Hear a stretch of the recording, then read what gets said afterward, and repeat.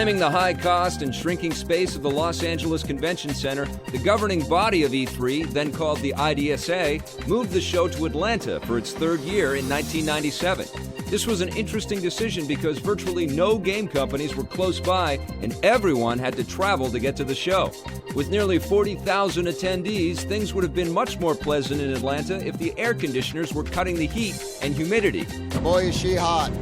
Titles like Shiny's Wild 9, The Neverhood's Skull Monkeys, Star Wars Masters of Terrascasai, and Sony's Bomb Blasto all premiered that year at E3, and while none of those titles ended up being a smash, it was obvious to everyone that the PlayStation was becoming the dominant brand in video gaming. 1997 was a banner year for games, and some of the biggest that were proudly premiered at E3 that year included GoldenEye 007, Fallout, Castlevania Symphony of the Night, and Final Fantasy VII. A year later, the Expo returned to Atlanta, and the gaming industry had a better idea of what to expect in the city.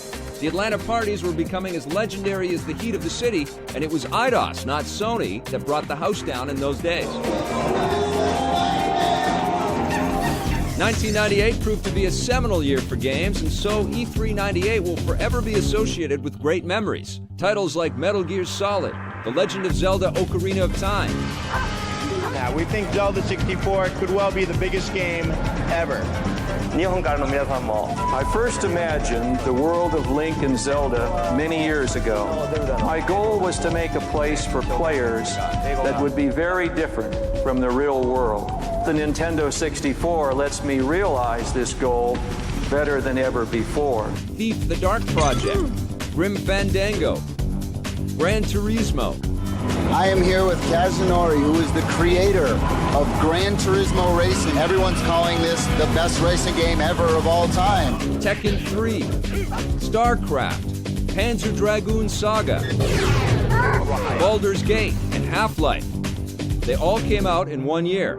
What a year it was. The story in 1998 was really about software, not hardware, and the developers definitely delivered. We're going to be spending over $7 million promoting this game. They believe this game will sell hardware for them. In 1999, E3 returned to Los Angeles in grand style. The PlayStation was the market leader, no question. Nintendo was doing all right with its N64 and had already delivered some of the greatest games the industry had ever seen for that platform. But Sega was struggling. The Saturn had not performed anywhere close to that of the Genesis, and it was clear that price cuts weren't going to be enough. So under the direction of then-President Bernie Stolar, Sega made a final bid for hardware supremacy with the E3 unveiling of the Dreamcast. Not since the early days of Genesis has Sega dedicated all of its global resources to one consumer platform and one common goal: capturing the dominant share of the home console market with Dreamcast.